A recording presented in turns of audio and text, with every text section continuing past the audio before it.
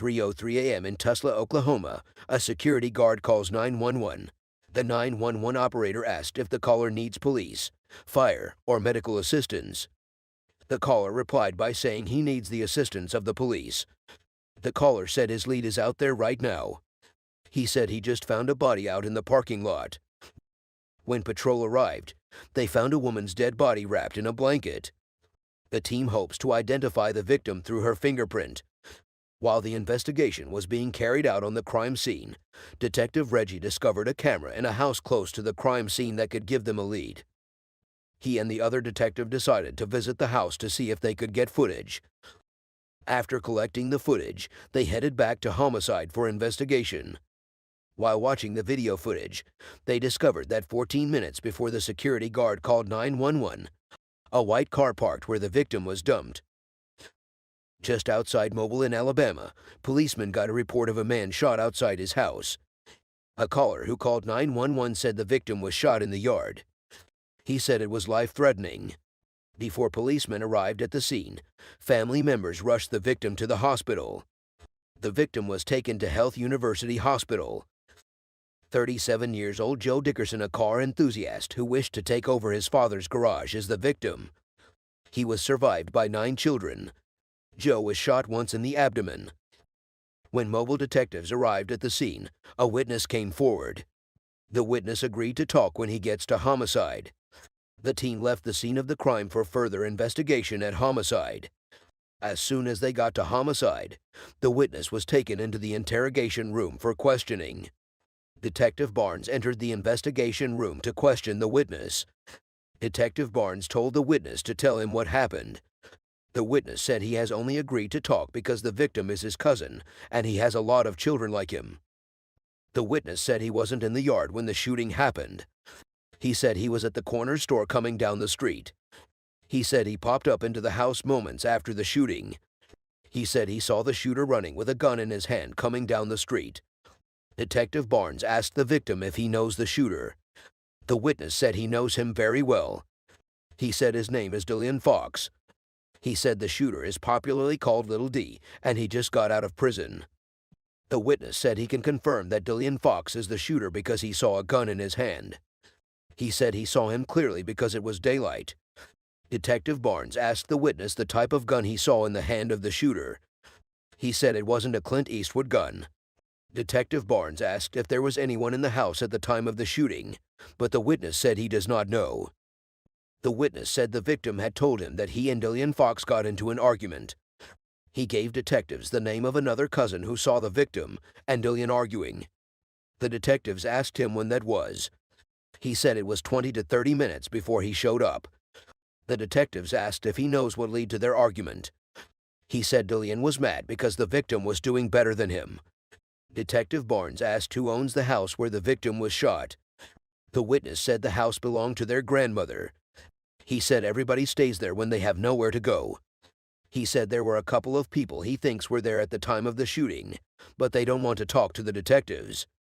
He said he will try and make them talk. Lead Detective Jermaine Rogers arrives after speaking with other family members at the hospital. When Rogers looks for Fox in the database, he finds that Fox is 34 years old. The team heads out to look for the cousin who witnessed the argument. 13 hours in, detectives track down the cousin at a store near the crime scene. He was taken into the interrogation room for questioning. Immediately, Detective Jermaine entered the investigation room. He asked him to talk about what he knows about the shooting. He said Little D was running his mouth. He said a few moments later, he heard someone calling his name. Detective Jermaine asked him where Little D was standing when he called his name. He said Little D was standing by the yard. Detective Rogers asked him what they were arguing about. He said they were arguing about a couple of dollars. He said Little D was saying his name like everybody that owes me will pay me what they owe me. He said he was just sitting somewhere. He said he left him and turned to the victim. Detective Jermaine asked what he was saying to Joe. He said he was telling Joe that he was going to kill him. He said he felt like he just doesn't like Joe because Joe did not owe him money. He said while Little D was arguing with Joe, he told him he was going to the 8th Street and he will be back. He said he probably went to get a pistol. The witness said he went to a store to get a soda. Little D had already dipped off before he came back. He said it was when he was coming out of the store that he heard a couple of shots. He said it was like pow. Then he heard pow, pow. He said as soon as he heard the shot, he knew something had happened to Joe. He said he knew he premeditated and did it because that was what he always wanted to do. Detective Germain asked the witness if he witnesses the shooting, and the witness said he did not. Detective Germain asked the witness if there was someone in the apartment before the shooting took place. He said his little brother was there. In the murder of an unidentified woman, detectives hope security camera caught the killer leaving her body in a hospital parking lot. The security camera pens away before the suspect got out. Detective Reggie and other detectives watched the video together to see if they can get the suspect or at least get a lead. Detective Reggie said 2 seconds earlier they have gotten a tag. Detective Reggie moved to another camera, but he discovered that the camera did not pen. Detectives looked up for the car and discovered that it was either Toyota or Honda Accord. A few hours later, a detective said he went to the autopsy when they were able to clean her body up. He said shots were all around the victim's body. He said it looks like the victim was just from a very close distance. He said the bullet that killed her was the one that hit her jugular. A few moments later, a detective said he has just received an email from the lab guy. The crime lab got a match on the victim's fingerprint. Her name is Marisu Dowies. Maris Dowies is a 49-year-old woman who was born in Tulsa. She leaves behind 3 children. The detective that received the email from the lab guy searched for Marisu Dowies in the database. He got a name of a guy who had domestic issues with the victim. His name is Lil Roach. He got a 2015 report which revealed that Lily Roach came to the door of the victim and even tried to break the victim's window. He pulled her by her hair. He dragged her and began to choke her. The charges were dropped against him because Marisu did not appear in court. Lil Roach's previous convictions include ferocity and drug convictions. After they finished searching, the detectives agreed that he is someone they needed to talk to. They also discovered in the course of searching the database that the victim had a son before she died. Detectives found an address for the son's employer. After some few minutes, the detectives headed up to find the son and the guy that had domestic issues with the victim in the past. Their first point of call is the address of the son's employer. The detectives arrived at the address in a few minutes and met the victim's son there. There is no easy way to say this, but your mom has been killed, a detective said to the son of the victim. The detective told him that his mother was shot this morning. The detective asked the young boy if his mother was dating or married to someone. The young boy said his mother is still married to his stepdad, but he knows they've had problems for years. The detectives asked the young boy the name of his stepdad, and he said his name was Eli Roach. The detectives asked the young boy where Eli was living presently. He told them Eli was living in his grandpa's old house. The detectives appreciated the young boy and left after he gave them the address of his grandpa's old house where he claimed Lil was leaving. The detectives immediately moved to the address to see what they could find. When they got there, they found out that it was a lonely place that seems like nobody was staying there. But they found bloodstains on some objects in the building which prompted the officers to approach a court for a search warrant so that they can search the entire building. The detectives returned to the building after they got a search warrant. This time they entered without hesitation. In the living room, detectives found blood, a single 3D showcasing, and a pillowcase that had the same wrapping as the one the victim was wrapped in when she was shot. After some few minutes, a woman approached the detectives and said she used to date Roach. Detective, how long have you been dating Roach? She said she has been dating him for a year. Detective, what kind of car does he have? My car, a white Acura, she replied. The detective pulls up the video of the car seen in the surveillance video and asked her if that was her car. She replied in the affirmative. The detective asked how she would find Roach if she was to find him. He told her to think of some of the places Roach could be at that particular time. She told the detective that she does not know much of Roach's movement. She told them there was no way she could figure out where he would be at that particular moment. Last night on the phone, the family gave detectives an address of where to find the victim's close friend. It was reported that she was the last person that the victim was seen hanging out with. When detectives arrived at the apartment, they knocked and a woman answered. "Detective, I am working on Mary's case and I know she was here the other night." "Yes," she replied. She said it was the night before the last, and she left her apartment about a quarter until 2 a.m. Back to the investigation of Joe Dickerson, detectives identified a possible suspect known as Ernesto Little D, who is Joe's cousin. Now, they need to find an eyewitness who was present at the scene. Joe's cousin, who has been speaking with detectives, told them they would probably get more information from his brother. Detectives asked him where they could find his brother. He said his brother would still be in the yard by the time detectives get back there. He said his brother might be hanging out in the family house while the shooting happened. Detectives left homicide and made their way back to the crime scene to see if they could meet the guy that might probably be there while the shooting happened. As detectives arrived, they found a possible eyewitness and he agreed to talk at homicide. He entered the car with the detectives and they all headed back to homicide. As soon as they arrive at homicide, the witness was taken to an investigation room for question. "You know what we are here for?" a detective asked. "Yeah, for the murder of my cousin," he replied. "I know it's going to be odd to talk about, but Joe needs your help to talk about what happened," the detective told him when he noticed he was still reluctant to talk. He started his speech with the word. Little D did not really like Joe. He said nobody ever figured out why. He said Little D had been drinking that morning, and he was loud all day. He said Little D just started talking out of nowhere and kept talking about how people owed him money. He said a few moments after, Little D started arguing with his brother.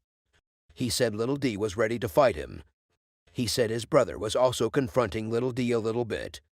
He said Little D calmed down a little bit after he confronted him. He said after that Little D started threatening Joe. He said Little D told Joe that he was going to gun him down if he finds him here when he gets back. He said Little D left and disappeared for a little while and that was when he got access to a gun. He said he and his uncle was standing in the yard. He said his instincts just told him to stand there. He said he doesn't know why, but out of nowhere, the front door was sprung open, and he saw Little D's arm come out of the house with the pistol. He said that was how Little D shot Joe one time. Back to the murder of Mary, detectives just learned that her estranged husband, Alain Roach, has allegedly threatened to kill her in the past. Detectives are at the home of Mary's friend whose report showed that she was the last person that hanged out with Mary.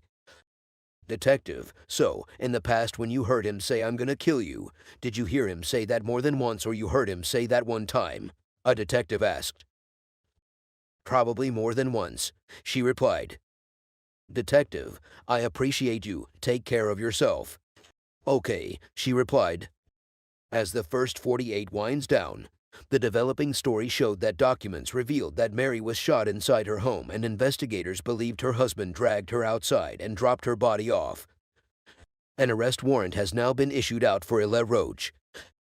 In the first 48, Tulsa Homicide responded to the murder of Mary, who was found shot and dumped in a parking lot. Homicide learned that the victim has been allegedly assaulted in the past by her estranged husband, Alain Roach.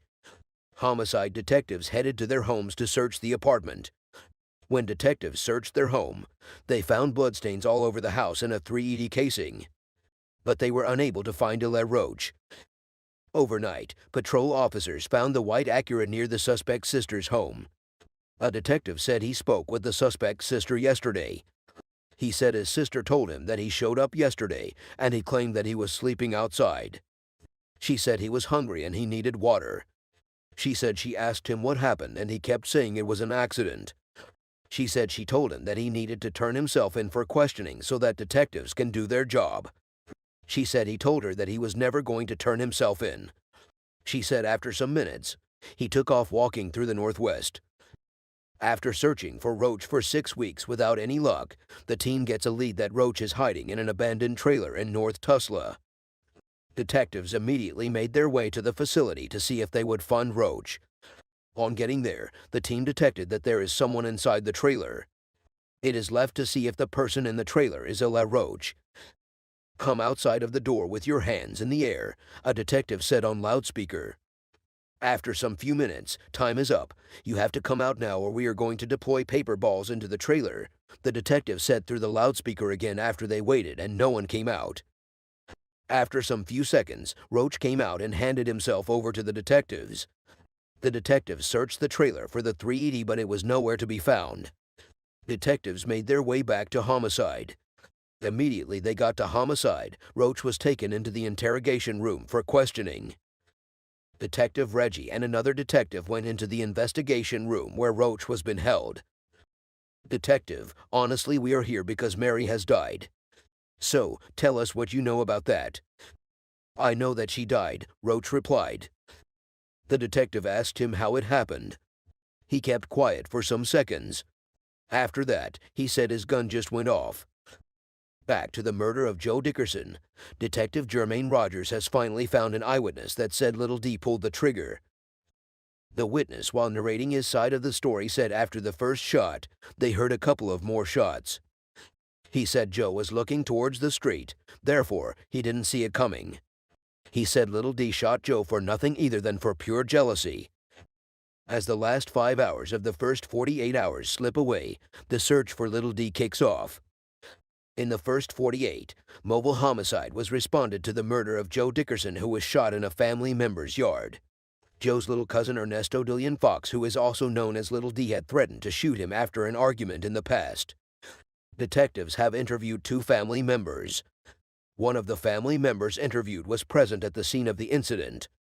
Detectives have gotten a warrant for Joe's arrest. After 3 months, with no sign of Little D, he turns himself in. "Man, do you know what we are here to talk about?" a detective asked.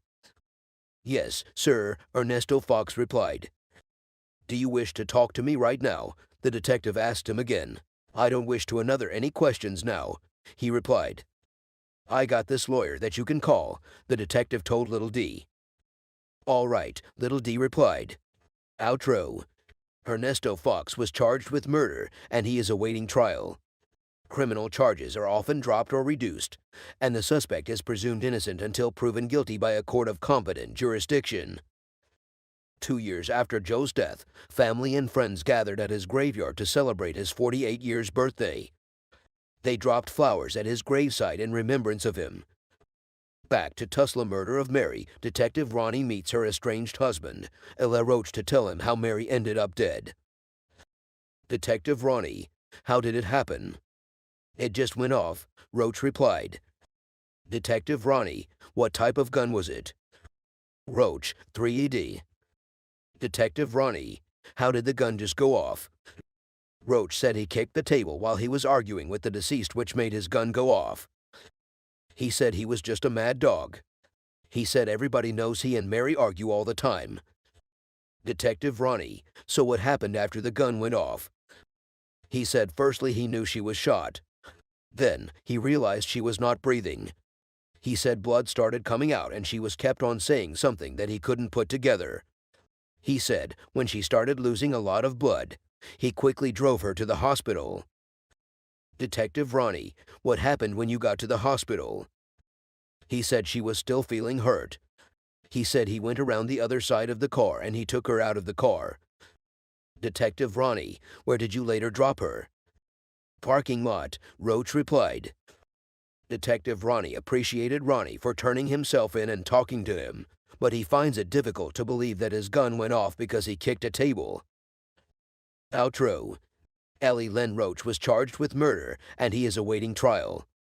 Criminal charges are often dropped or reduced, and the suspect is presumed innocent until proven guilty.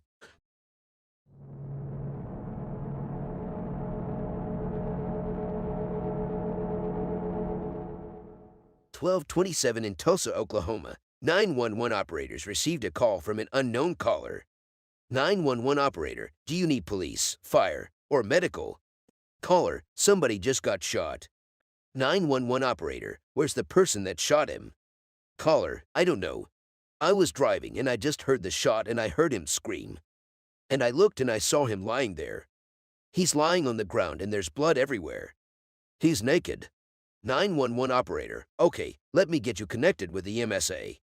Detectives immediately rushed to the scene of the incident. They met a dead body lying on the ground just as the caller said. 53 years old Michael Binder was born in Chicago and raised in Hawaii. He moved to Tulsa 17 years ago, living for a time with his mother and stepfather. Michael struggled with drug addiction for many years, but he was active in his church and was trying to turn his life around. Michael was struck once in the side of his head. Patrol transported a neighbor and the apartment leasing agent who called 911. While detectives Reggie Warren and Max Ryden continued working on the scene, two other detectives decided to go downtown to conduct interviews. From there, they will go ahead and start digging into the victim's past. Maybe they might get lucky with some information. An hour later, Detective Max Ryden gets a lead after answering a call to the victim's phone. Michael's friend Stuart said Michael planned to meet a woman earlier in the day. Detective Mark told other team members that Detective Max has been answering the victim's phone as it's been ringing. He told them there was someone that called that he's going to meet with that has some information. He said they were going to just get through those witnesses. While Detective White gets started with Michael's neighbor, Detective Leatherman interviews the leasing agent. Detective Ronnie, my name is Ronnie. I'm a detective here. I'll just ask you to tell whatever story you have and we'll go from there. Mike's neighbor, I was in my car and I'd heard someone screaming help, and then I heard something that sounded like a pop.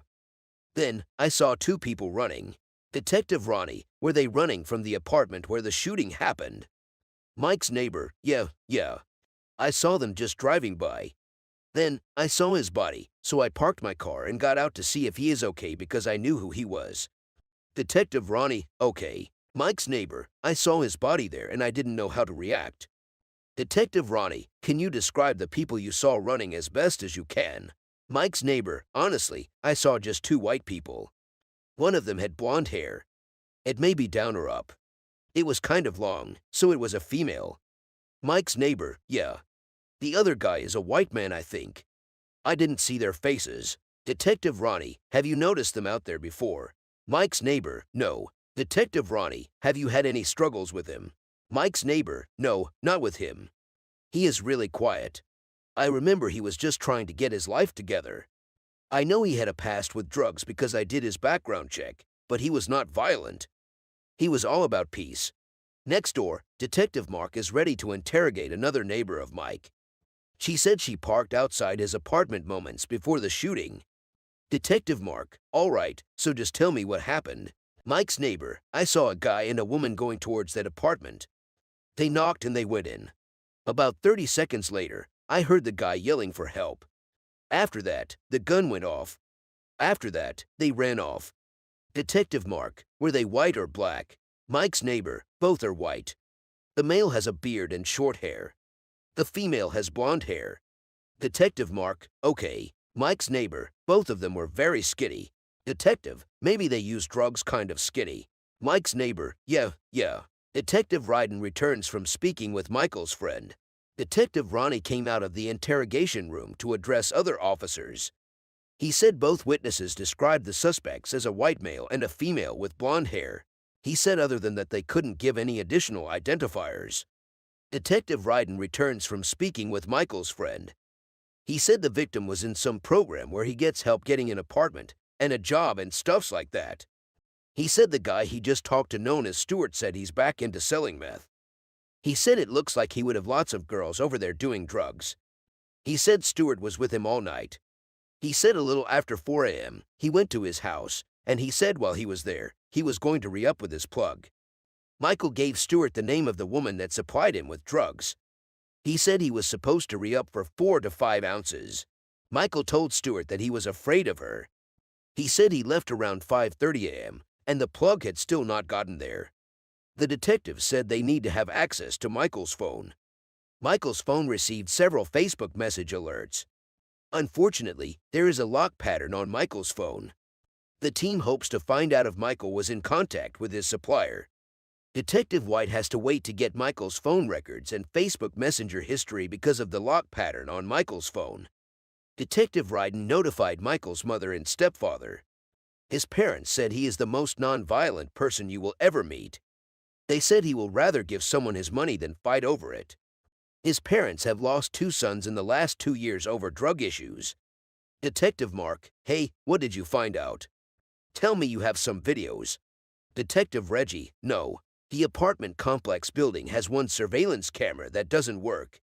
The detectives were shocked that the camera could not capture anything in broad daylight.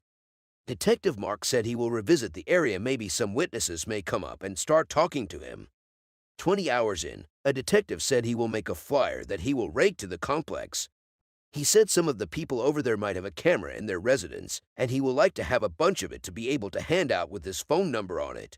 And he will also be able to put the word out that they are looking for some information. Another detective said they should take the victim's phone along so that if anybody calls, they will have his contact right away. Detective White drove back to the scene of the incident to see if he could find some witnesses he could talk to. As soon as he alighted from his car, he saw a young man walking and he approached him. Detective White, I'm working on this homicide that happened yesterday. Witness, I heard the shot. Detective White, did you see anybody run after you heard the shot? Witness, no sir, I did not. Detective White, I'm going to give you this flyer. My number is there. If you hear anything, let me know. While surveying the crime scene, Detective Mark saw an apartment that has a camera. He immediately rushed down to the apartment. Detective Mark, hey there, I noticed you have a camera. House owner, I do. And unfortunately, my internet was shut off. Detective White, okay well, disappointing. But thank you. While Detective White entered his car and he was about to move, a call came through the deceased phone. Detective White, my name is Detective White. I noticed that you've been calling Mike's phone. Had you heard what happened to Mike? Caller, I heard the news this morning and I was afraid it might be him. Detective White, yeah, it's him. How well do you know him? Caller, I was homeless at one time and I stayed with him for a while. Detective White, where are you at now? Maybe I can holler at you and you might be able to help me out. Caller, I was headed over to his place to see if he was there. Detective White, I'll be right across his apartment. Okay. After some few minutes, the caller arrived and Detective White allowed her into his car. Detective White, I am sorry you are going through this. Caller, he was a good person. Detective White, honestly, I have not heard from one person that he was a bad guy. What has he been up to? Caller, I don't know. I know he has talked about how he has been ripped off a couple of times. Detective White, okay. Did he tell you how long ago he got robbed? Caller, probably a month ago. Detective White, did he give you any of the details? Caller, he said a woman ripped him off. Detective White, do you know who she is? Caller, no, I do not. Detective White, I know he was selling meth, but do you know who he was supplied by? Caller, no, I don't. I want to know who did this. Detective White, I do too, and he's got some nice parents that are devastated. As the first 48 hours wind down, Detective White updates Mike's father. He told him he hoped was that people would have started calling him, but that has not happened yet. He said they were not going to stop and they will continue to work with everything they have. Mike's father said that sounds great and he appreciates the efforts of the detectives. In the first 48 hours, Tulsa Homicide responded to the shooting death of 53 years old Michael Binder. They learned that a white and a blonde woman were seen fleeing his apartment. They also heard that Michael may have returned to selling drugs and planned to meet a supplier on the day he was murdered. They got a warrant to search Michael's phone and Facebook page. They have searched for witnesses at Michael's apartment complex, but have come up empty. The next day, someone called Detective White's phone and left a message. Detective White played the voice note for Detective Ronnie so. The caller said he wanted to remain anonymous, but he has some information about the shooting in Tulsa. He said he knows the girl and she told him what happened in detail last night. He left a phone number that Detective White can use to get to them. Let me try to call it, Detective White told Detective Ronnie. Detective White called him and he agreed to meet with him. Detective White and Detective Ronnie headed to the meeting point where they agreed to meet with the tipster. The tipster said Michael's supplier is staying at a nearby motel. 4 days after Michael's murder, the warrants team sets up surveillance on the supplier's motel room. A few minutes later, a car drove to the door of the supplier. A white male with a gray t-shirt came down from the car and knocked on the door of the room. He was let in by someone who the detectives were not able to identify then. A few minutes later, the white guy came out of the room with a female loading the stuff off. They both entered the vehicle and started driving. The detectives tracked down their car and arrested them. They and the detectives headed back to homicide. Immediately they arrived at the homicide. Both of them were taken into a separate room for questioning. Detective White and Detective Zanoni entered the investigation room. where the white female was been held. "Hello, my name is Detective Jason White, and this is Detective Zanoni over here," he said. "I'm working on a murder. That's what we do." He said they know sometimes in these investigations, people do stupid things. Female suspect. "Yeah, I see where you are going with your investigation. I was in his house. When I left him, he was completely fine." Detective White. "Let's stop.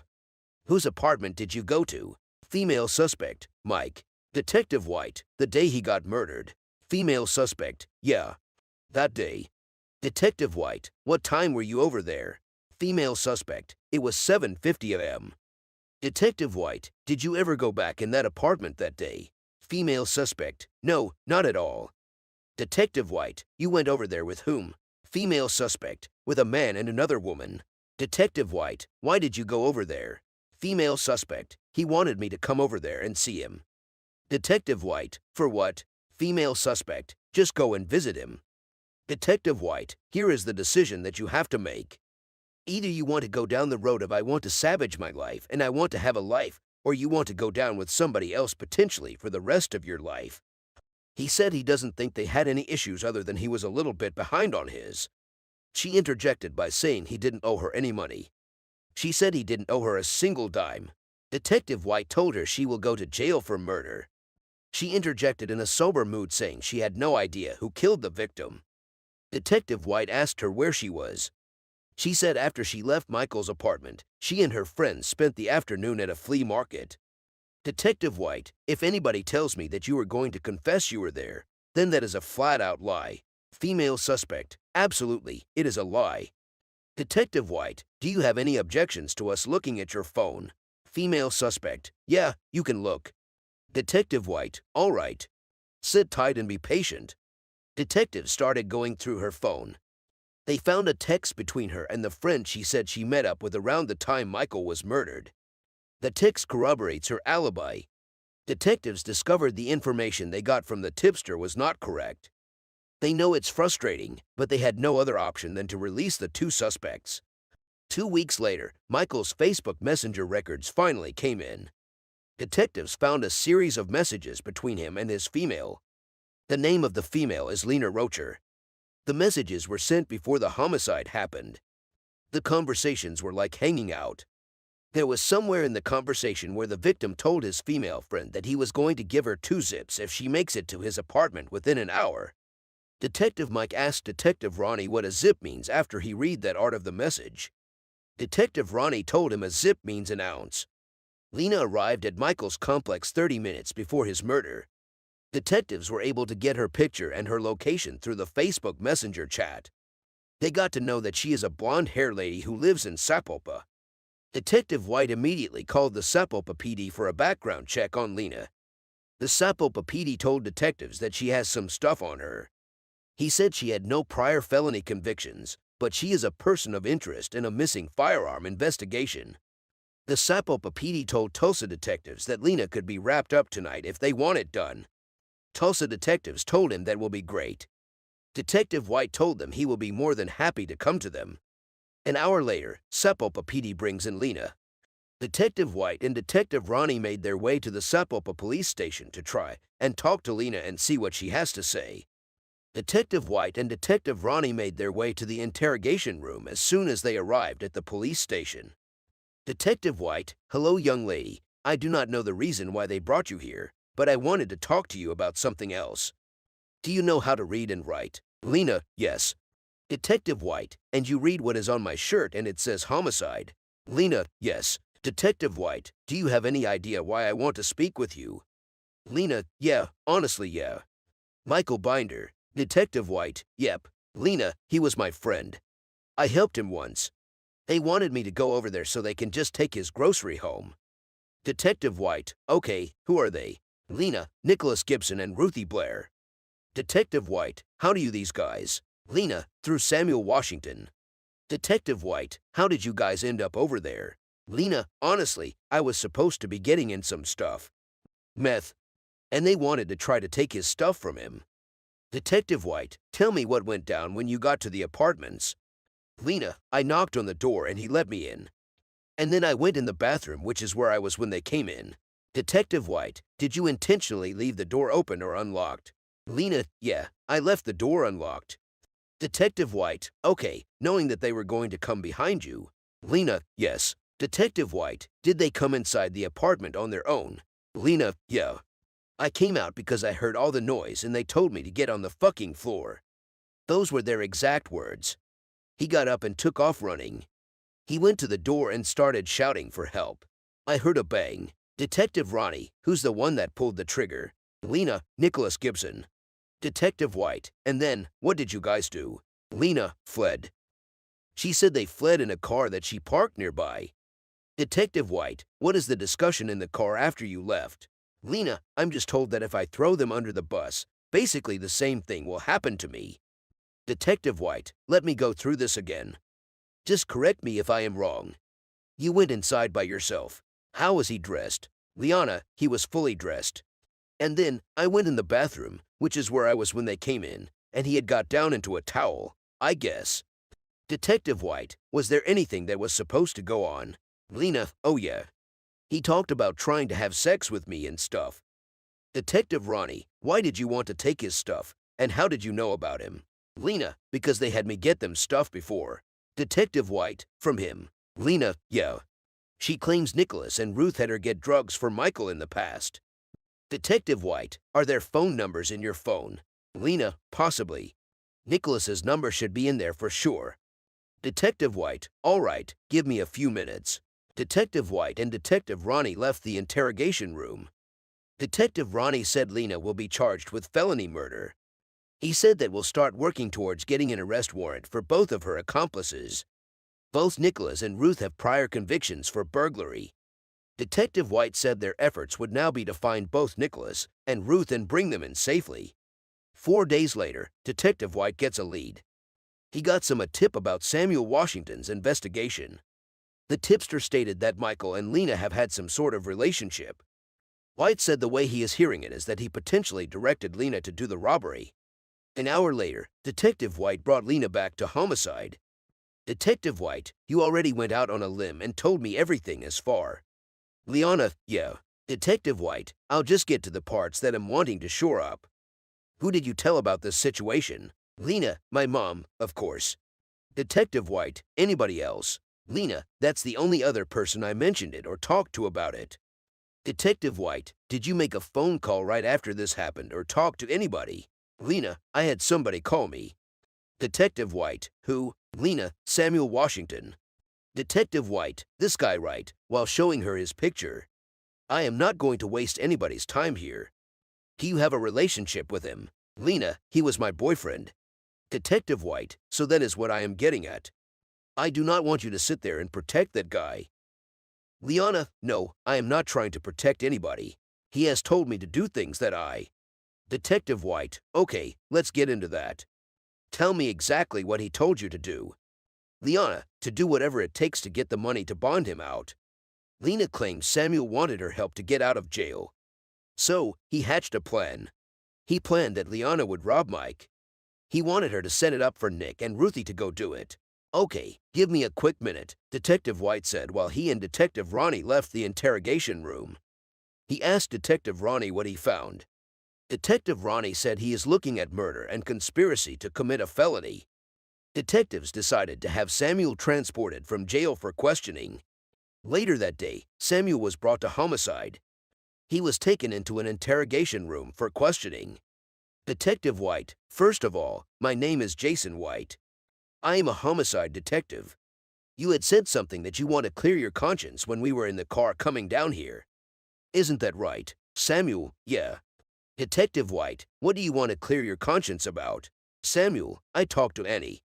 Detective White, you referred to her as Annie when we are talking about Lena. Samuel, when I was in jail, I called her and she answered the phone. Her first words were everything went bad. And she said, he's gone. I said, who's gone? And she said money or Mike or something. This guy Mike, if I remember, she knew him from the past, and she admits she wants me for about getting him. Detective White, what does that mean? Samuel, rob him. That was way before I was even in jail. I told her Ruthie and Nick usually do stuff like that. Detective White, so you guys have had some discussions about possibly the robbery before you were arrested. You ended up getting incarcerated. Were there any other calls that made or any discussion between the two of you or her about wanting to rob him? Samuel, it was pretty much.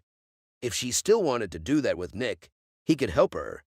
He said after they got locked up, he told Lena to work with Nick on a plan targeting Michael. Detective White, okay, meaning the robbery. Samuel, yeah, robbery. I didn't know anything about any murder. Detective White, you may be in a little bit of trouble. If you hadn't mentioned something to her about that situation, that guy would be alive, you know. Samuel, if I get charged, what would I be charged with? Detective White, it will be with murder. Probably a felony murder.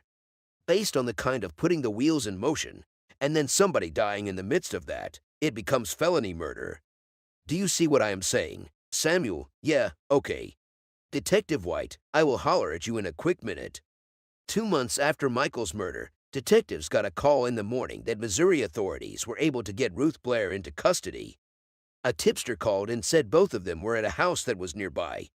Officers went there really quickly and they managed to capture her, but they didn't find him. Detective White and Detective Ronnie went to Missouri to question here. Detective White, hey there, young lady. Ruth, hi. Detective White, are you doing all right? Ruth, yes. I was scary. Detective White, yes, I know, and you know what?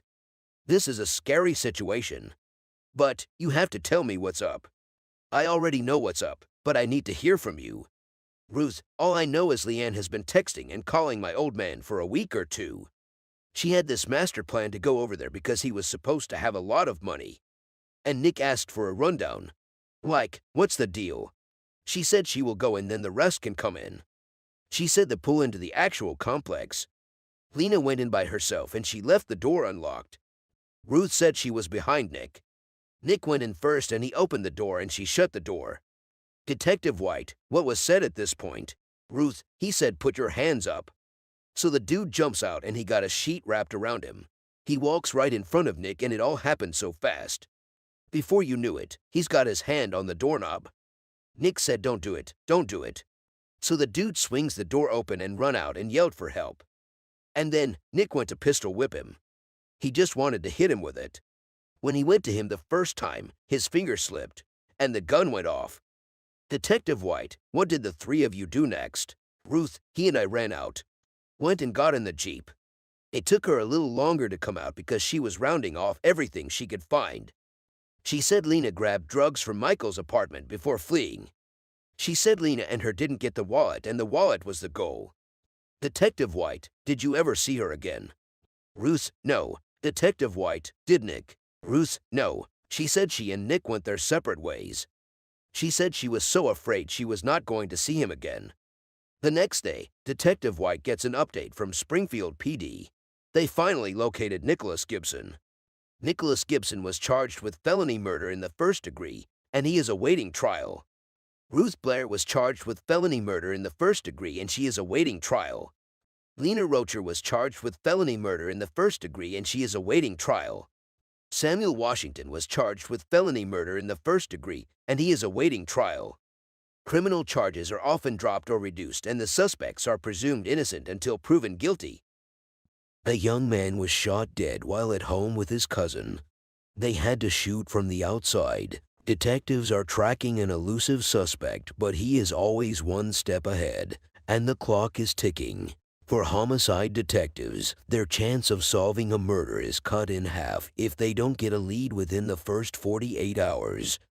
8:30 a.m. in Mobile, Alabama, a caller put a call through to 911.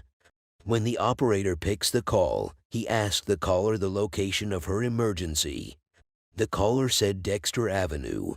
The caller told the 911 operator to send emergency very quickly because the victim was still breathing.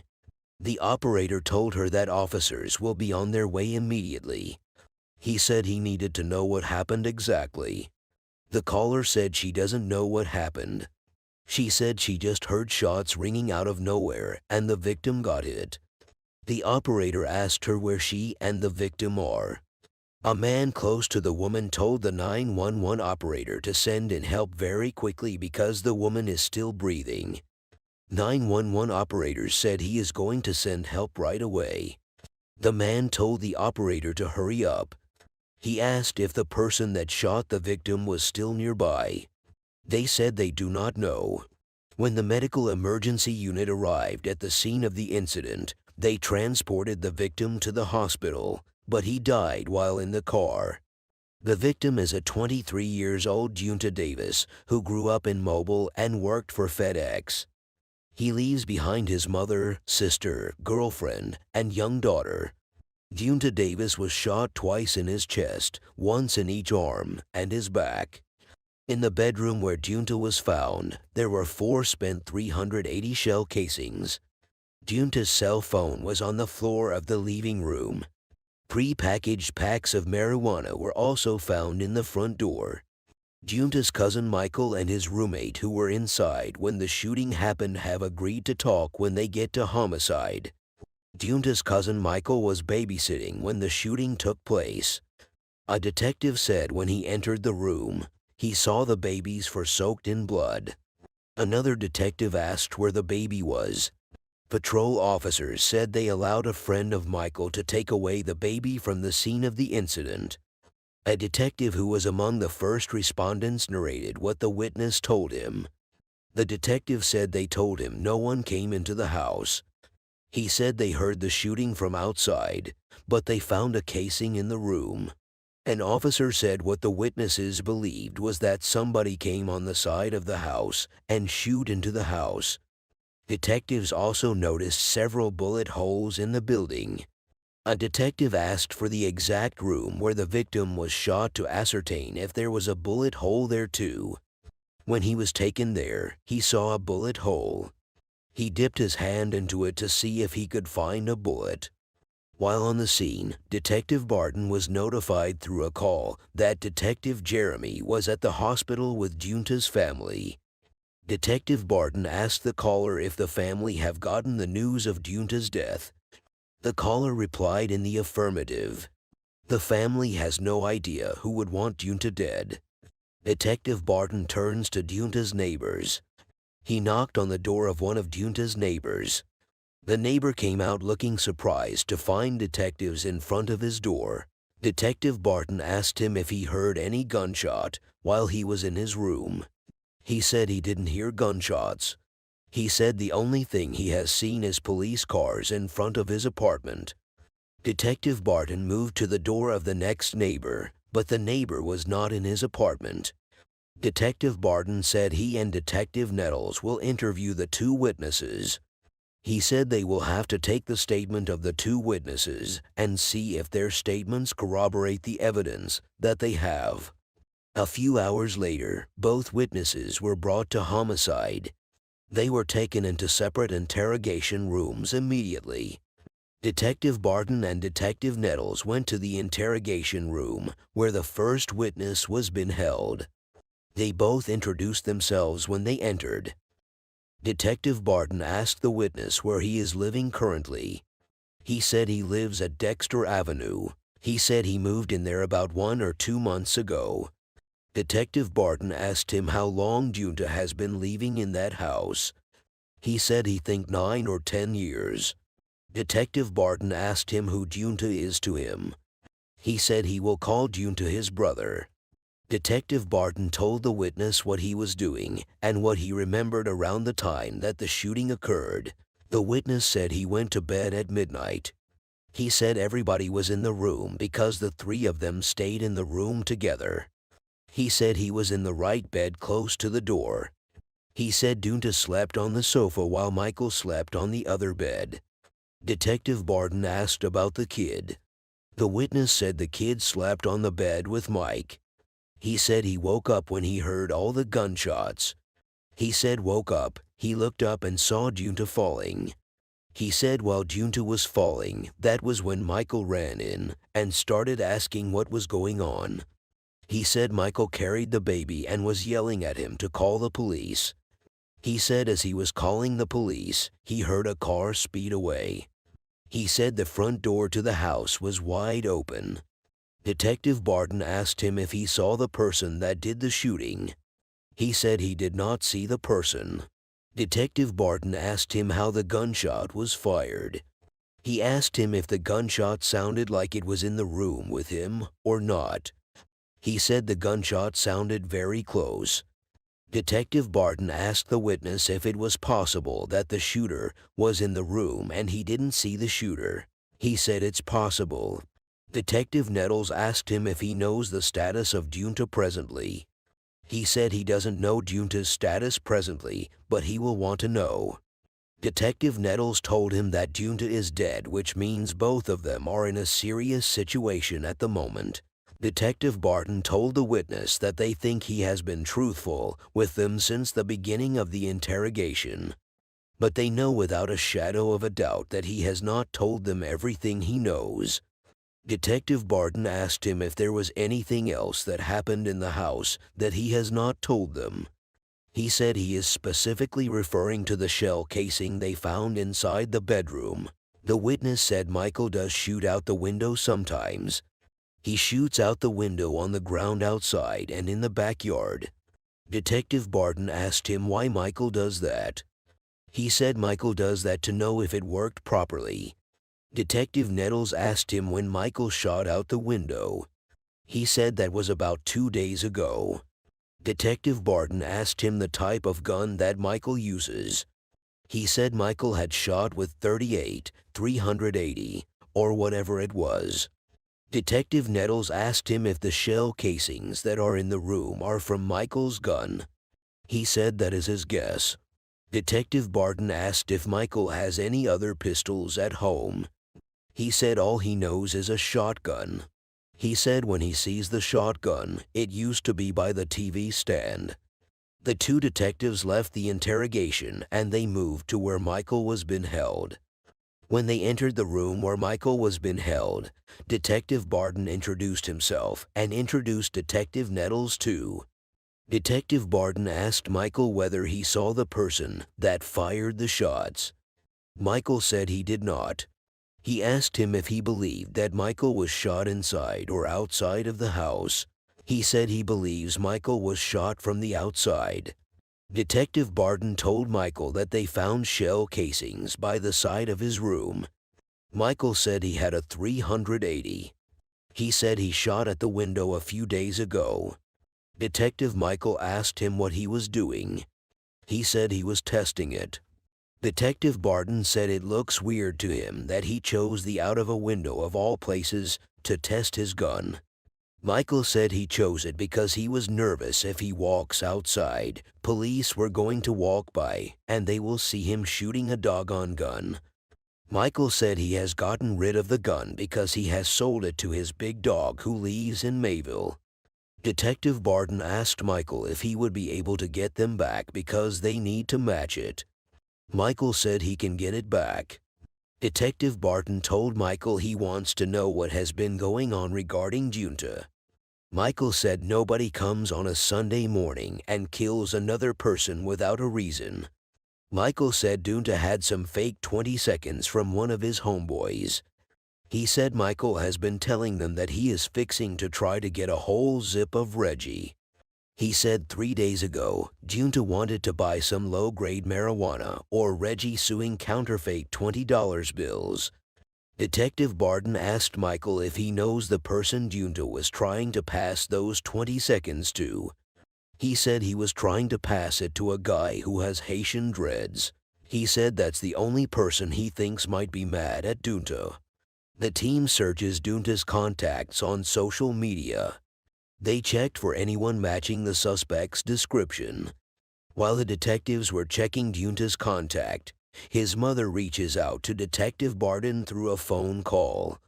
Detective Barton, after consoling her, asked her about the last time she spoke to her son. She said she spoke to him about a week ago. She said the conversation they had was just a regular conversation. Detective Barton asked her whether any of Junta's friends has reached her or had offered her any sort of idea of what happened or anything. She said no one has reached out to her. Detective Barton told Junta's mother to call him if she has any questions. He said he will call her also when he gets new information. A detective said there is nothing more they can do that night. Detective Barton addressed the detectives. He told them they will regroup the next day and they will try to figure out if they can find the guy that Dunta was trying to buy weed from. The next afternoon, an anonymous tipster called in about the murder. The tipster said that around 8 last night, his friend called him and asked him whether he knows that T has been killed. He said he told him he had no idea. He said the guy that shot Dunta came to his house right after he shot Dunta and tried to give him the gun and some drugs. He said the guy was bragging about shooting T. The tipster said his friend T was killed by a guy known as Michael. He said the killer is fat and has a beard. He said the shooter may be somehow related to Dunetta's family. Detective Barton said was that, as he was getting that information from the tipster, he also got a call from Birch. Birch's father, Paul Birch, is a captain in the Mobile Sheriff's Office. He said Birch also said the shooter's name was Michael, and the shooter was possibly related to Dunta. He said after the shooting, Michael fled to a family compound. He said Birch didn't give the address, but he said the whole compound was surrounded by a big privacy fence with a barbed wire. Detective Nettles said the only issue with Birch's information would be that the suspect fled to a family house in Plateau. He said they had Michael at the headquarters after the shooting. He said he is not saying that Michael was the shooter. What he was trying to say is that some information might have crossed the line. A few minutes later, Detective Barton's tipster gave an address for the shooter, who heard the confession. The detectives left the headquarters immediately to see if they can find the suspect at the address the tipster gave. When they got there, they knocked on the door and the homeowner came out. The homeowner told the detectives that the witness was not there. The detectives asked the homeowner if he can help them contact the witness. The homeowner said he doesn't know where he is. He said the witness doesn't have a phone. The detectives asked the homeowner if the witness stays with him. He said the witness doesn't stay with him. He told the detectives that the witness lives at his relative's house just around the corner. The detectives went to the house the homeowner showed them. When they got here, they knocked on the door and a guy responded. They asked him if he has seen the witness. He said he hasn't seen him. They asked him if the witness usually comes there every day. He said not often. They told the guy that they needed to talk to the witness, and if he gets in contact with him, he should give them a call. The detectives decided to check Plateau since Birch said he went to Plateau. Plateau, also known as Africatown, is a historic community founded by former slaves in the north section of Mobile. Detectives drove to the Plateau in search of him. They kept checking for a house with a compound and a wired fence. They passed through many houses before they finally saw a house that has a compound and wired fence. One of the detectives pointed at the house, saying the house might be the house they have been looking for. A woman in the house said she has been having trouble with her nephew and gives detectives his name. She said he sells drugs and rides around with a gun. She said he is just a bad apple. She said he was going to get his brother into big trouble. Detective Barton asked her the name of his brother. She said his name is Michael. The detectives asked Michael's brother to describe him. He said Michael is 30 years old. He is heavyset and he wears a beard. The detectives asked him if he has Michael's phone number. He said yes, and he gave the detectives Michael's number. The detectives thanked them and left. Detective Barton said they should return to headquarters so that they can put it together since they now have a suspect. Their possible suspect, Michael, has no prior conviction. Detectives searched for any communication between Dunta and Michael, but they did not find any information. In the first 48, Mobile Homicide responded to the murder of 23-year-old Dunta Davis. They discovered that his roommate and his cousin were at home during the shooting, but didn't get a look at the shooter. Detectives received anonymous tips that the shooter is named Michael and that he fled to a family compound after the murder. Someone in the compound identified Michael but does not believe he was involved in the shooting. The next morning, the witness that overheard the witness confession finally comes forward. He was taken into the interrogation room. After some few minutes, Detective Barton and Detective Nettles went to the room where he was being held. Detective Barton introduced himself to the witness and said he appreciated the witness for coming to homicide. Detective Barton asked him if he has any idea why he was invited. He said he knows Dunta by the nickname Shaq. Detective Barton asked him if he knows anything at all about the situation. He said he saw policemen outside his home. He said he didn't know what was going on. He said he came down there because of the presence of the policemen.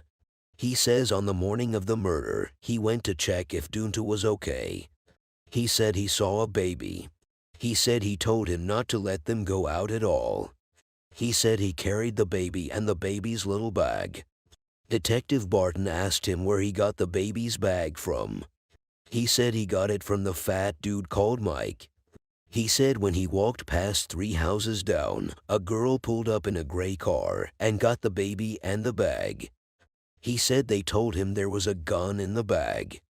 Detective Nettles asked him how he heard that there was a gun in the baby's bag. He said he heard it from people in the hood. Detective Nettles said how people in the hood could know there was a gun in the bag. He said they knew because they often hang with the victim and his friends.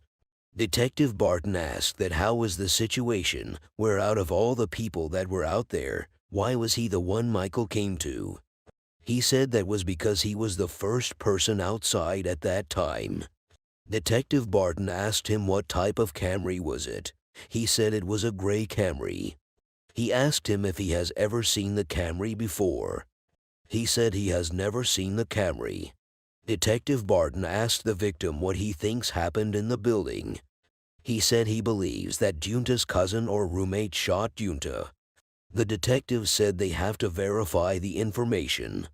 Detective Barton asked another detective if he can pull up the body cam. The detective pulls up body cam footage from first responders to the shooting. The footage shows Michael Montgomery asking officers if he can retrieve a pair of pants from his bedroom. The footage showed how Mike picked a gun and shoots the victim. Detective Barton arranges an interview with Dunta's roommate, who is in jail on an unrelated warrant. After some few minutes, Detective Barton and Detective Nettles left the headquarters to meet Mike's roommate. A few minutes later, they arrived at their location. They knocked and they were let in. They asked him if he has any idea why they are there. He said he has no idea. They said they came to his place because they wanted to allow him to tell the truth. They said they knew that it was not a situation where he was asleep and had no idea of what happened inside the house. They said he should tell them what he did not tell them in the morning. They told him that he left something out and he has to understand that what they are investigating is a murder case. They told him he has to think about his future and what he is going to do for the rest of his life. Detective asked him one more time to tell him what happened in the house. He said when he woke up that morning, they were arguing. He said Mike had bought some weed from somebody and it was a weak weed. He said Dunta, who goes by the nickname Dee Dee, was hassling about the weed. He said Dee Dee disrespected Mike and Michael did it back. He said Dee Dee got mad and he pushed Michael, but Michael pushed him back. He said he guessed Mike pushed Dee Dee a little too hard. He said when Michael pushed Dee Dee grabbed the shotgun and he told Michael he was going to shoot him. He said Mike grabbed his .380 guns too. He said Dee Dee was asking Michael if he was going to shoot him for real. At that point, Dee Dee cocked his gun. He said Michael started shooting immediately. Dee Dee cocked his gun. Detective Barton asked how many times Michael shot Dunta. He said Michael shot him 4 or 5 times. Detective Barton asked him the whereabouts of the shotgun and the .380. He said the shotgun is in the house, but he doesn't know what happened to the .380. Detective Barton asked him why he did not tell them initially, and he said he doesn't know. They asked him if he has anything to say, and he said he has nothing more to say. 189 years old Michael Montgomery has no prior convictions. The next night, the detectives got information on the possible whereabouts of Mike. They got information that Mike is staying in a relative's house in nearby Pritchard. The team leave the headquarters that night and headed to Mike's location. When the team arrived at the apartment, they knocked on the door. A woman came out to speak to the detectives. They asked her if Michael was there. She was hesitant and not willing to talk. The detectives kept asking her because they detected through her body gesture that Mike might be there. During that process, a detective sighted Mike in the apartment and told him to come out with his hand on his head. Mike finally came out and he was taken into custody by the detectives. They took him to the interrogation room as soon as they arrived at homicide. Detective Barton went where Mike was being held and asked him if he would like to talk to him. He told Detective Barton that he will talk to him if he wants him to talk. Detective Barton told him he wants to know what happened to Dunta. He said when he got up, he went into the bathroom and closed the door. A few seconds later, he started hearing the gunshot. He said he immediately grabbed his baby and ran out of the bathroom door. He said all he saw when he came out was Dee falling to the floor. He said the police showed up after that, and that was what happened. At that point, Detective Barton raised his voice on Mike. He told Mike that what he has been telling them is not the truth. He said he knew that because Mike was not the only one leaving with the deceased. He said the evidence that they have dictates that Mike is not telling the truth. He told Mike that he was ready to give him one last chance to say the truth. Mike also got upset. He told Detective Barton that he was not going to say anything. He says he will rather remain quiet. When he said that, Detective Barton and Detective Nettles left the interrogation room. When Mike left the room, he immediately put a call through to the DOAS office to present his case. He said he wants to know if there is enough evidence to arrest Michael Montgomery for murder.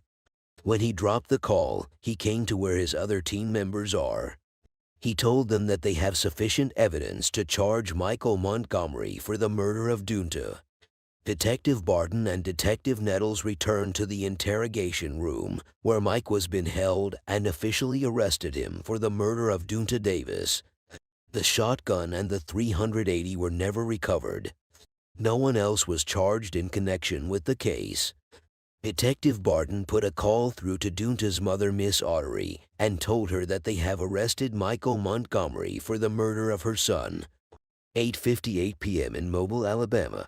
A woman put a call across to 911 operatives. As soon as the 911 operative answered the call, she asked about the woman's emergency. The woman said she needs the police right there in Mobile Terrace. The operative asked the woman for her address. The 911 operative heard the woman asking the name of the street from someone else. The caller got the name of the street from the person. She told the 911 operative that the street is Claude Harris Drive. She told the operative that someone just shot her son. The 911 operative asked the woman whether her son was still conscious. The caller told the 911 operative that her son is dead 3 times. She said someone has just killed her son. When the first respondents arrived, they found the mother and her sister outside. When they entered the house, they found 2 men in the living room who riddled with bullets. The first respondents said they are going to need homicide to respond to the case. The victim found on the couch is 37 years old Nelson Bedgood, known as Ray. He was born and raised in Mobile. He was the founder and chief executive officer of a local van production company. Ray leaves behind his wife and 3 daughters. Ray was shot 6 times, 3 times in the head and once in the shoulder, chest, and arm.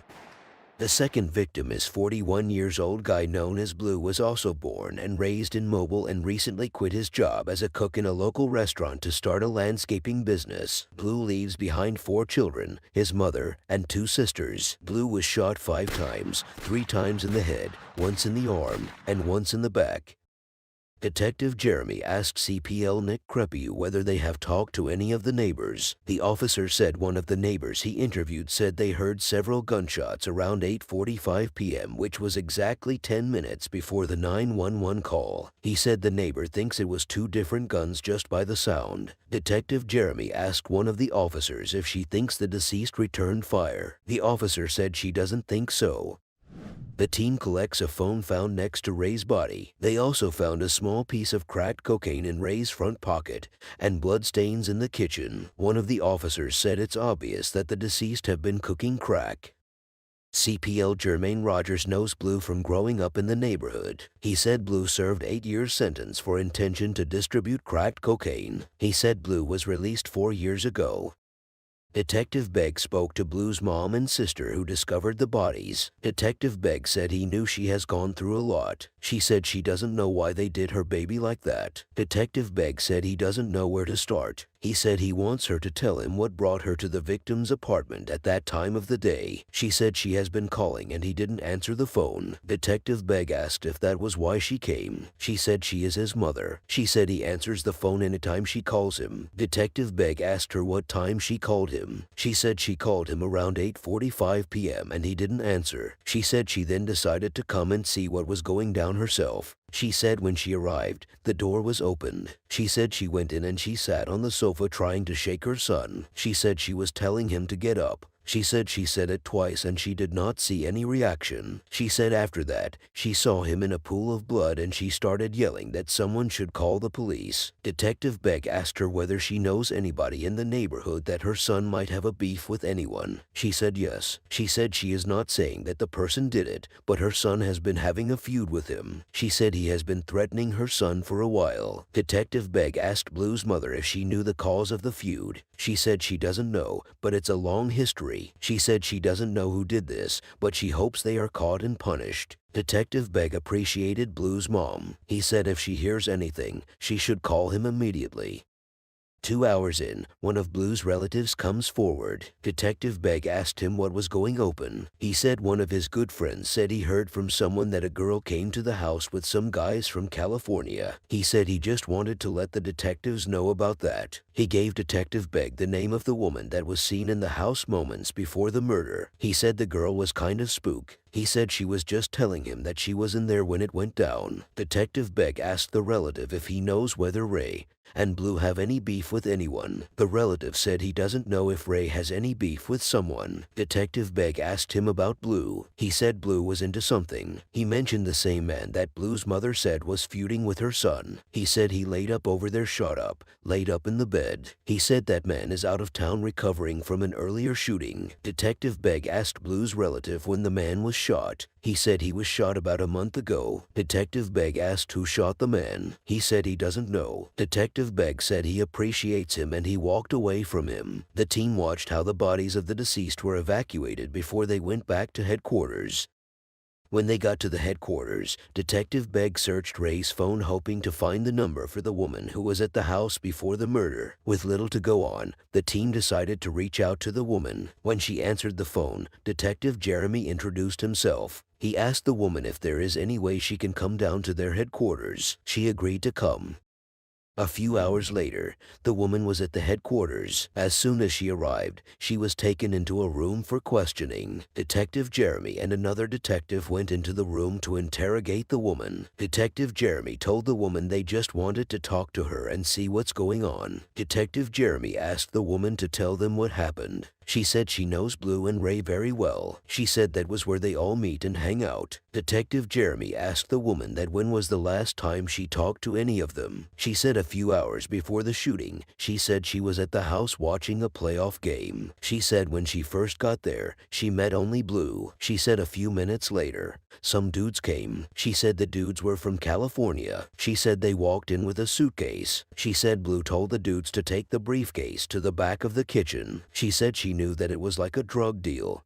but she didn't ask them any questions. Detective Jeremy asked the woman that who sold drugs between them. She said both of them sell drugs. Detective Jeremy asked the woman about the money that she think Blue and Ray have. She said she has never seen them with a lot of money or a lot of drugs, but she frequently hears it from them. She said they always talk about spending huge money on cocaine. Detective Jeremy asked the woman what did she think happened back there. She said the first thing that came to her mind was the dudes from California did it. She said the dudes were looking for Ray. She said Blue got on the phone and told Ray that the dudes have dropped the package. She said Ray said all right. He told Blue that he was on his way. She said a few minutes later, Ray pulled up and came into the house. She said he had a book bag. Detective Jeremy asked her what she thinks was in the book bag that Ray was carrying. She said she thinks it's weed. Detective Jeremy asked her for the weight. She said it's probably some pounds. She said she never looked inside the bag, but she knew he gave the other dude a pound of weed. She said a third man stopped by and Ray gave him some pound of weed. She said he was in a blue Honda truck. She said she know a lot of people in the area. She said it's weird that she hasn't seen the face of the dude in the Honda truck before. She said another dude was sitting right on the side of Blue. She gave Detective Jeremy the name of the dude that was watching the game with them. She said the dude was supposed to be cooking for them. She said the dude's job is all about the food, not drugs. Detective Jeremy asked the woman if she knows the name of the dude from California. She said she doesn't know their name and Ray and Blue never mentioned their name. She said they came in a white four-door Kia truck like SUV. She said the driver of the car was a girl. She said the girl never got out of the car for like 4 hours, that the dudes were with Ray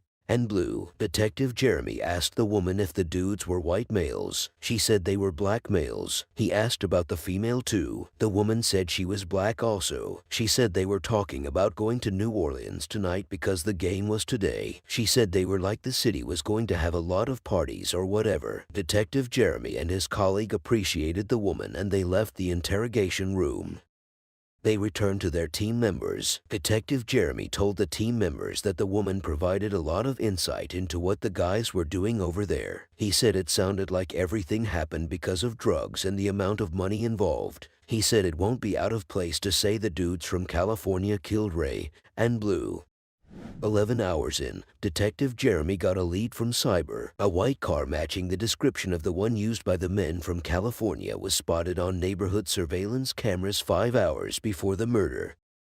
The next day, Detective Jeremy got the name of the woman who rented the white Kia to the dudes. She picked up the car from the airport a day before the murder. Detective Jeremy searched for her on Facebook. A few minutes into his search, he saw a video posted by the woman just 2 hours after the 911 call. Detective Jeremy said it would be a tight time for them to have committed the murder and be right back in the airport at that time. He said they knew the guys from California brought a suitcase full of drugs to the house and dropped it off on the day that Blue and Ray were killed. He said that the timeline rules out them from being the suspects in the murder case. Detective Jeremy said it's a little bit disappointing because when they feel they are making progress and it hits a wall, he said they have to start all over again and pursue another angle. While Detective Jeremy was checking out on the guys from California, the woman who was in the house before the murder reached out. She told Detective Jeremy that everybody in the neighborhood is saying that the guy that was driving the blue Honda was the one that did the shooting. She said the guy that drove the blue Honda was still at the house when everybody left. A witness found out the name of the man in the blue Honda. He has no prior convictions. His older brother, the alleged shooter, has prior convictions for possession of drugs and possession of a controlled substance. As the first 48 hours slip away, the team decides to wait to bring the man in the blue Honda and his brother.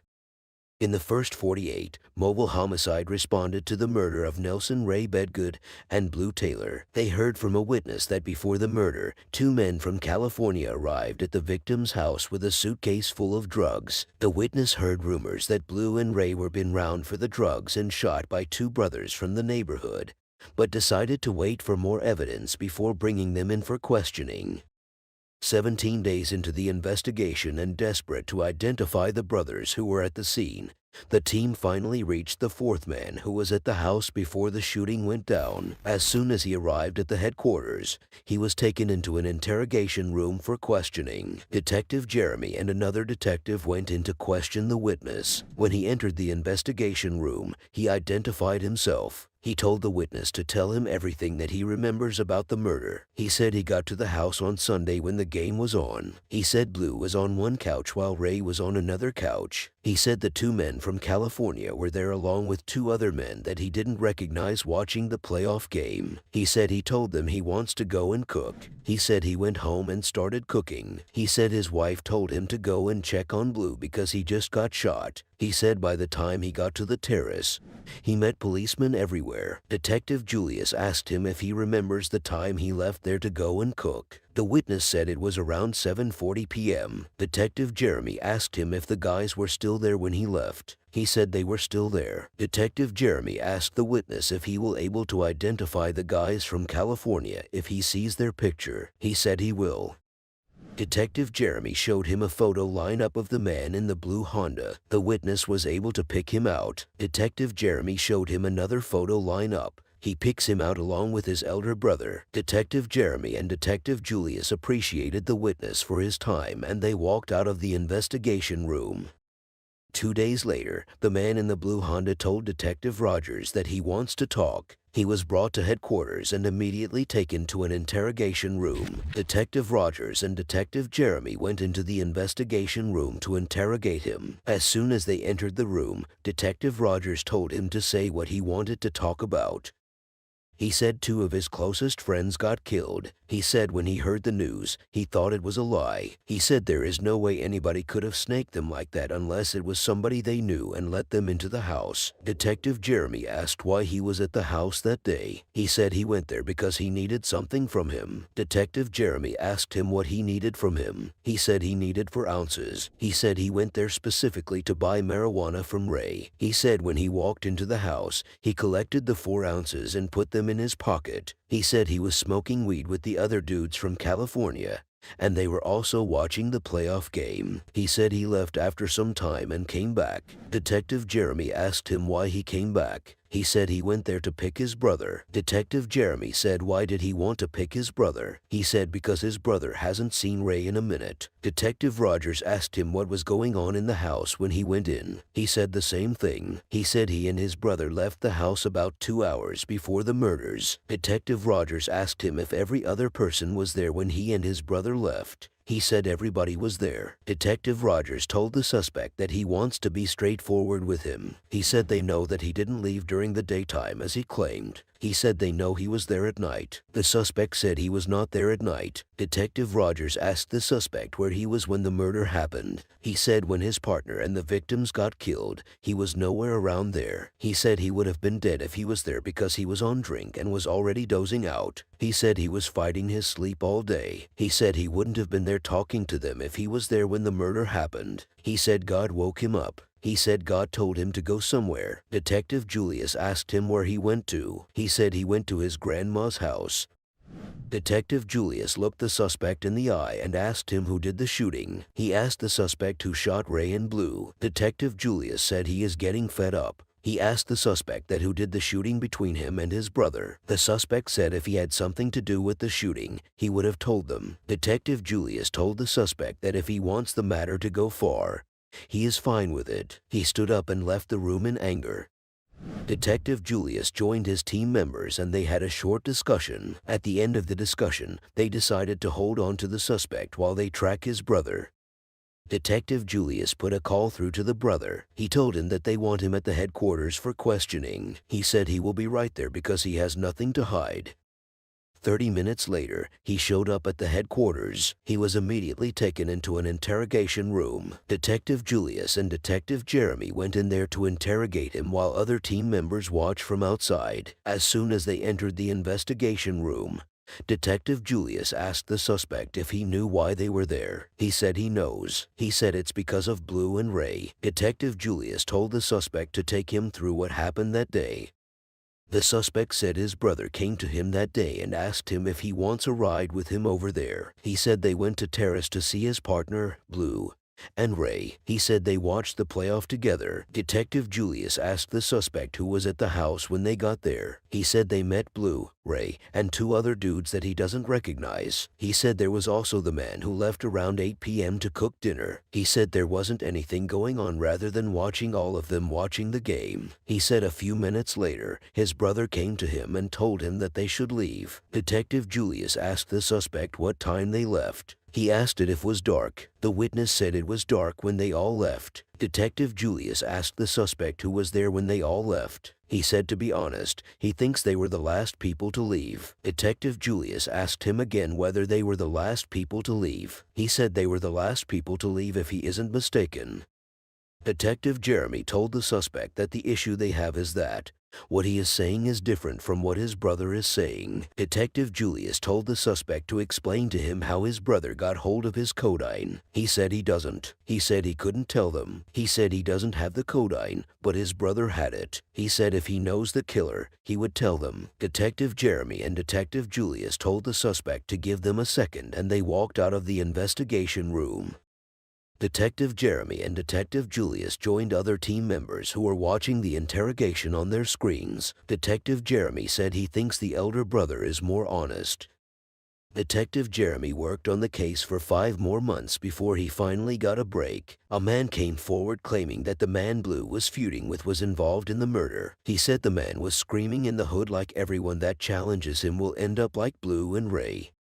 The man Blue was feuding with has prior convictions for receiving stolen property. He spent 5 years in prison after pleading guilty for drug possession with the intent to distribute. Detective Jeremy said it is clear that hatred exists between the two. He said they gave to find the man, sit him down and see what they can get from him.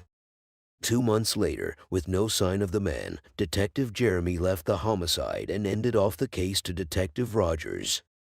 After a 5-month search, officers finally tracked down the man Blue was feuding with and he was arrested on a warrant. Detective Rogers said he can't wait to interview the man and see what he can get from him. He said Detective Jeremy is not coming back, so he has to interview. Detective Rogers went into the interrogation room with another officer, while the rest of the team members watched the interrogation from their computers. As soon as Detective Rogers entered the investigation room, he told the suspect that he wants to know what happened in Terrace. The suspect said he doesn't know what is going on. He said he was at home recovering from gunshot wounds on the night that Blue and Ray were murdered. Detective Rogers told the suspect to tell him what happened before then. The suspect said Blue paid some boys $1,500 and a half ounce of powder to come and kill him. He said when he came out of his store, they started shooting at him. Detective Rogers asked the suspect why he was shot. He said he doesn't know. Detective Rogers told the suspect to take him through what happened on the day Ray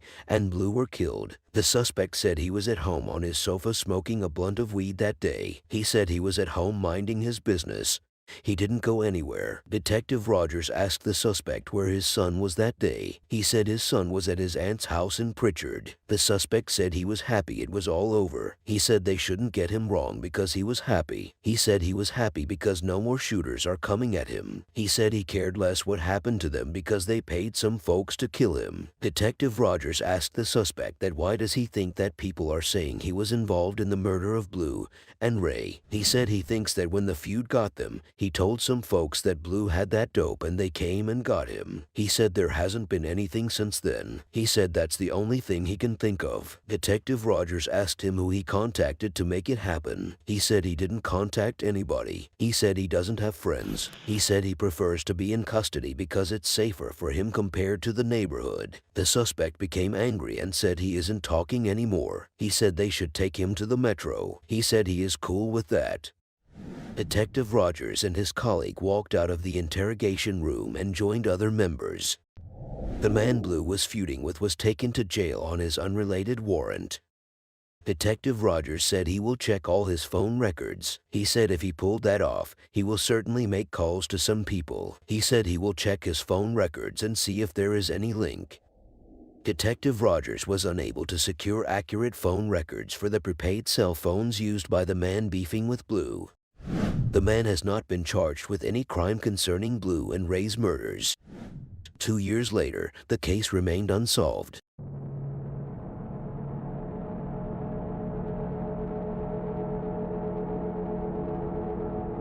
7 p.m. in Tulsa, Oklahoma. A caller called 911. The caller says he is calling for something that he just saw on 75. He said there are 3 cars on the side of the road. He said as he was approaching them, one gentleman jumped out of his car and ran to the car directly behind him. He said it looked like a gentleman started punching the driver. He said somebody is going to need some help there. The 911 operator said he was going to notify officers. The first respondent arrived and they found an avalanche in another Honda in the middle of the highway.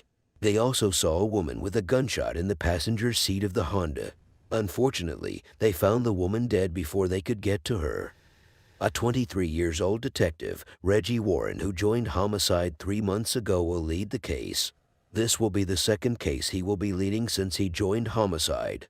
Juan is also a singer who sings on occasions when he is not working. Former homicide detective Justin is the one supervising the scene. According to a witness on the scene, the victim was seen breaking into the avalanche. The witness said the owner shows up in that avalanche. He said he believed the owner had an altercation with the white guy in the Honda. The white guy driving the Honda had fled the scene. He said the bullet penetrated the victim's head and neck. Because the owner of the Honda had fled the scene, the officers cannot search the car unless they have a warrant. The man who fought the man in the Honda stayed on the scene. Detectives took him into the car and made their way back to homicide for questioning. Detective Reggie said he will like to speak to the 2 witnesses who drove by after the shooting. As soon as they arrived at homicide, Detective Reggie started the interrogation with the man who fought the man in the Honda. Then, tell me what happened, Detective Reggie asked. He said his daughter needed to get to work, so he came to pick her up with the avalanche. He said as soon as he pulled over, he saw 2 men jump out from his car, and they ran through to the Honda. He said he asked them what they wanted to do, and they told him they were going to shoot his black ass. He said the driver of the Honda pulled a gun at him. He said when he saw the gun, he tried to push him and he started jostling with him. He said it was during that process that he heard a sound from the gun. 4 a.m. in Mobile, Alabama, a call came in from a club on the east side. The 911 operator picks the call and asked where the location of the emergency of the caller was. Shotgun Willie, who called in, said they just saw someone come in and shoot somebody. The caller said one of their security guards is bleeding on the ground unconscious.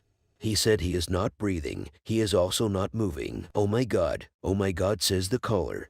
A team of policemen rushed to the scene and found a man lying dead on the floor. Detective Julius Nettles will lead the investigation.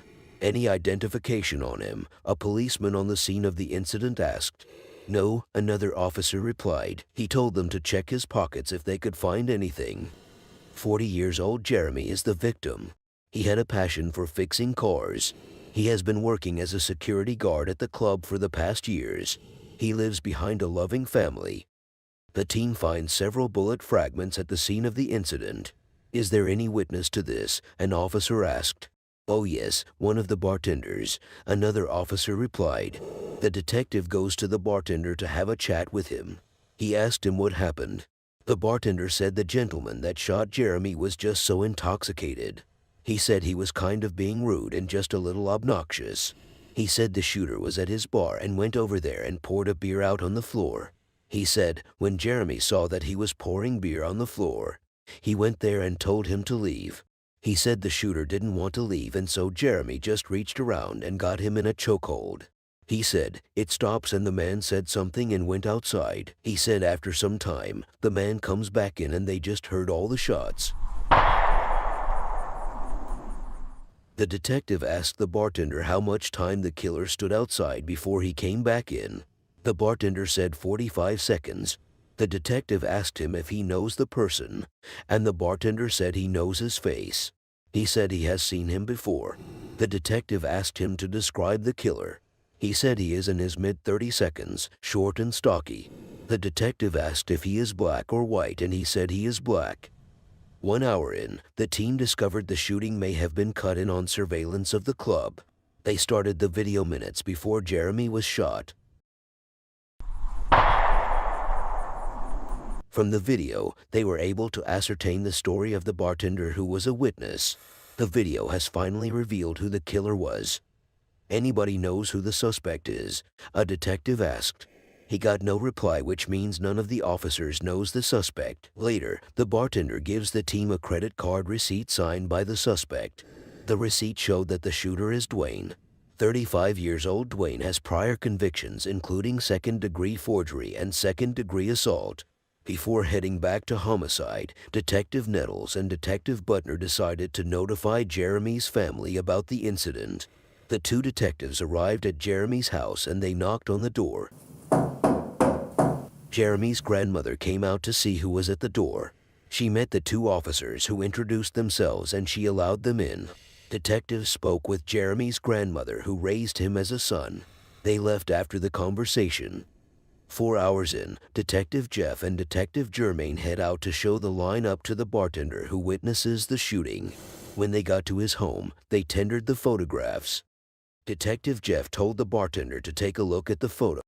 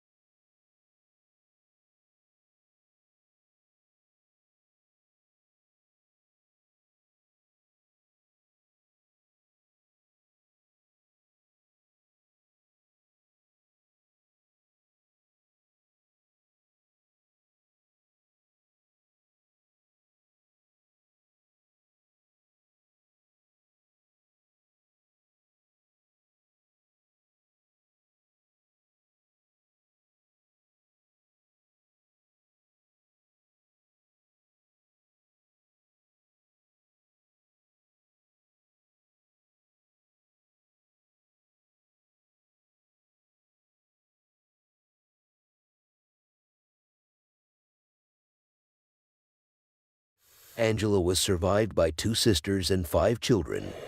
After some hours, Detective Jason White looks her up in a database and gets an address for her family members.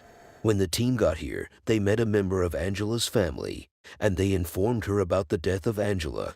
Detective Reggie told her how important it is to get Angela's killer. Detective Reggie told her that the killer is in his 30 seconds. He is either short hair or bald. But the family member doesn't know who Angela has been hanging out with. The team thanked her and headed back to homicide. A few hours later, Detective Jason White forwards the team a possible lead from an ATF agent. Back to the murder of 40 years old security guard Jeremy Smith. Detectives hope their witness can identify Dwayne as the shooter. The team searches for his last known address and headed there immediately they found it. Detective Nettles and another officer knocked on the door of the apartment, and a woman answers the door. Detective Nettle asked her if Dwayne was there, and she replied by saying Dwayne would have come out if he was there. She said Dwayne used to live there, but he and his girlfriend have left the apartment several months ago. A detective finds Dwayne's girlfriend in the database and gets her phone number. The team put a call through to Dwayne's girlfriend and she gave them her address. On their way to Dwayne's girlfriend's house, Dwayne's mom put a call through to the team and told them she and Dwayne would be at the police headquarters in 30 minutes. After some minutes, Dwayne's girlfriend arrived at Homicide. She said she heard that Dwayne might have shot somebody. The team asked her where she heard that. She said people have been calling her phone all day. The team asked her when was the last time she talked to Dwayne, and she told them around 4 o'clock in the morning. She said Dwayne came through the door and he was like, they are coming for me. Back to the murder of 46-year-old Angela. Detectives just received a tape that a man reached out to an attorney and said he was involved in the shooting. The name of the man is Matthew Elijah. 34-year-old Matthew Elijah has prior convictions including assault with a deadly weapon. 20 minutes later, Matthew reaches out to an attorney. Some hours later, Matthew put a call through to Homicide and agrees to turn himself in. He gave them an address where he will be waiting for them. The team got into the car and headed to the address Matthew gave them. When the team arrived at the address, they surveyed the area waiting for Matthew to approach them. One of the team members who was standing at another place radioed the team members and told them he has a visual on Matthew. He told them Matthew is walking southbound, drinking at 40, and wearing a ball cap. Matthew was finally apprehended and brought to Homicide. Detective Reggie reaches out to the man who fought with Matthew at the scene to see if he can identify Matthew. Back to the murder of Jeremy Smith. The team hopes the suspect, who is Dwayne's girlfriend, can explain why Dwayne may have pulled the trigger. She said Dwayne was like, they are coming. The detective asked if he said anything other than that. She said that was what he said and he went right on back out after that. The detective asked if he had a gun at that point, and she said she did not see a gun with him at that point because his pants were way down. The detective asked if she tried to call him after that. She said she called but she got no response. The detective appreciated Dwayne's girlfriend for being truthful with him and left the interrogation room. After some minutes, Dwayne's mother brought him to Homicide as she promised earlier. It was time for questioning. A detective entered the interrogation room where Dwayne was being held. He told Dwayne that they had already seen the video of what happened. What they just wanted to know is why he did what he did. Dwayne told the officer that he was not ready to say anything. The detective left the interrogation room in surprise. The team went back to the video to see if there is any reason why Dwayne would not want to talk, but they could not find any. The team concluded that Dwayne would be charged for murder. 12 hours into the next 48, Detective Nettles closed his case.